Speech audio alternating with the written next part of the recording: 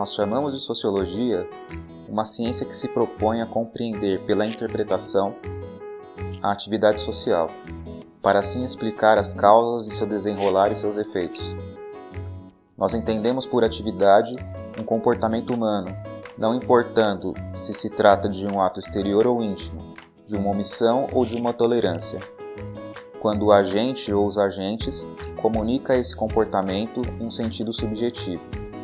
E por atividade social, a atividade que, segundo o sentido visado, pelo agente ou pelos agentes, se refere ao comportamento do outro, em relação ao qual se orienta seu desenrolar. Max Weber, Economia e Sociedade, 1922. Aqui, o Weber define o que é a sociologia para ele. A sociologia é a ciência que estuda a ação social. Durkheim entendia que a gente deveria entender os fatos sociais. Para o Weber, a gente deve entender as ações sociais. Isso faz parte daquilo que ele chama de individualismo metodológico. Para a gente entender a sociedade, a gente precisa levar em consideração os motivos pelos quais os indivíduos tomam as suas ações. E por isso ele vai definir o que é ação social e vai tentar nos mostrar quais são as implicações dessas ações sociais, do estudo dessas ações sociais. Ele diz que a ação social é toda aquela ação que é voltada para o comportamento de outro. Sendo assim, nem toda ação que é coletiva é ação social, porque é possível você tomar uma atitude igual à dos outros e não levar em consideração o comportamento dos outros. Pode ser uma atitude essencialmente íntima, individual, que por um acaso está acontecendo ao mesmo tempo que a ação de outras pessoas. Sendo assim, nem tudo é ação social. Não é ação social sempre que é uma atitude íntima. Ir para a igreja, fazer a oração em conjunto e levar em consideração que você está em comunidade, isso é uma ação social.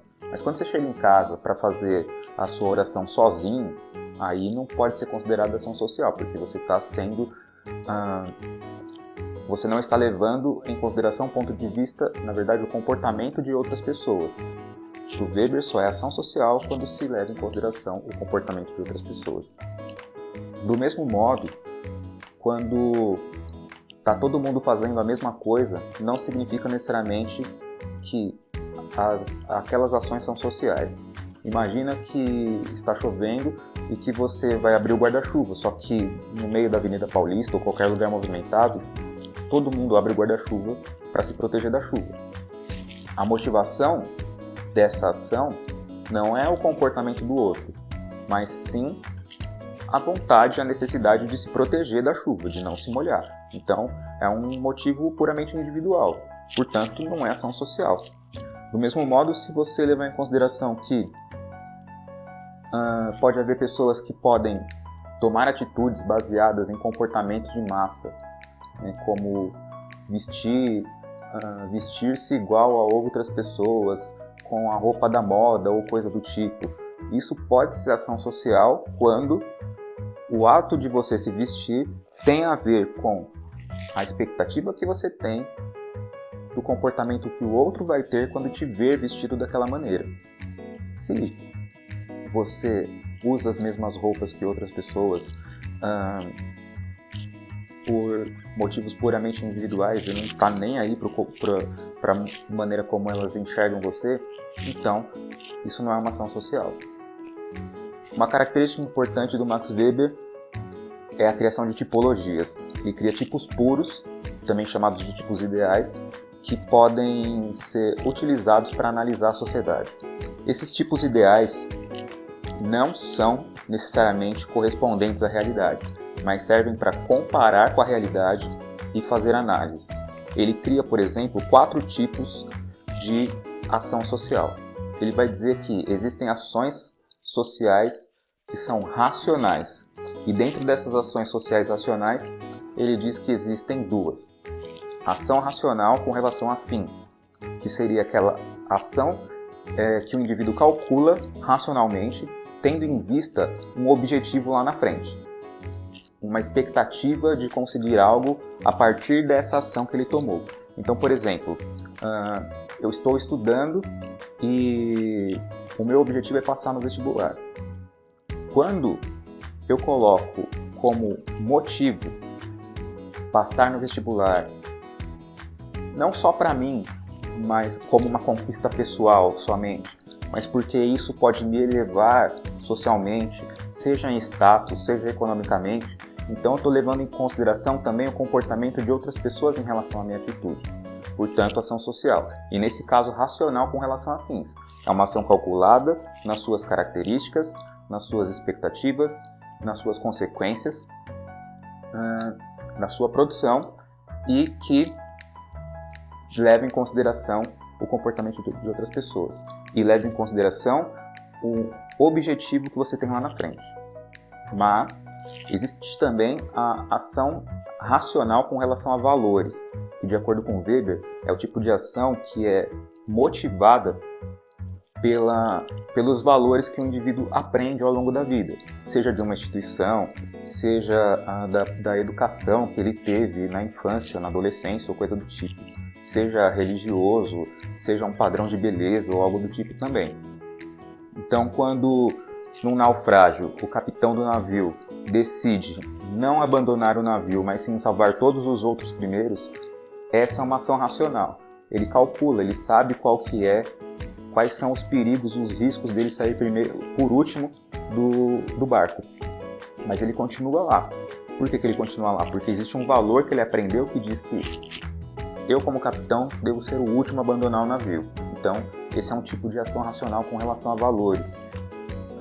A pessoa toma atitude baseada em imposições de valores que ela aprendeu ao longo da vida. Aquilo que ela acha ser certo, aquilo que ela acha ser verdadeiro, honrado. Além das ações racionais, existem também as ações tradicionais. As ações tradicionais, elas dizem respeito à motivação pela tradição, por um hábito, um comportamento habitual. Então, por exemplo, ir à igreja todos os domingos pode ser uma ação tradicional.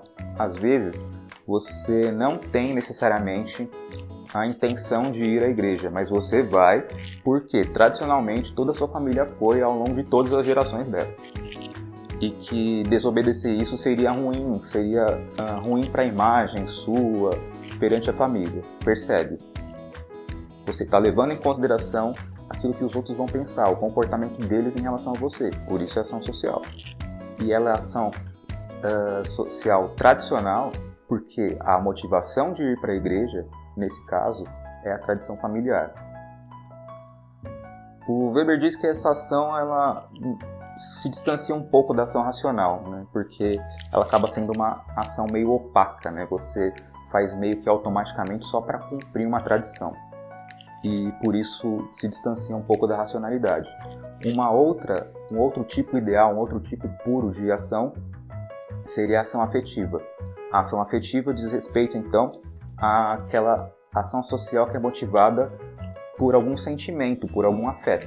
Lembrando que afeto pode ser bom e pode ser ruim, né? Sentimento pode ser amor, mas pode ser ódio também.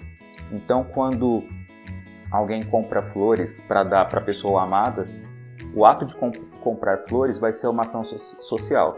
Por que vai ser uma ação social? Porque leva em consideração o comportamento de outra pessoa. Além disso, vai ser uma ação afetiva, uma ação social afetiva. Por quê? Porque o motivo de eu comprar flores vai ser o amor, o afeto que eu sinto por outra pessoa e querer presenteá-la. Do mesmo modo, se você vê uma briga de trânsito, você também pode estar presenciando uma ação afetiva. Quando um indivíduo sai do seu carro e vai reclamar com o outro no trânsito, seja por qualquer motivo,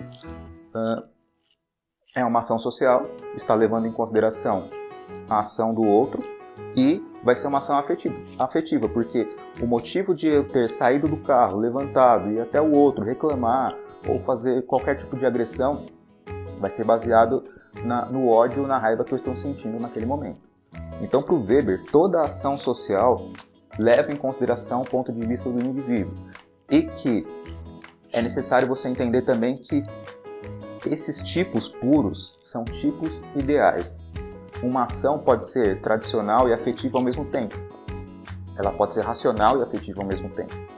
Lembra, nos tipos ideais, você precisa levar em consideração que Esses tipos são criados para se comparar com a realidade e se chegar, né, a uma análise mais precisa.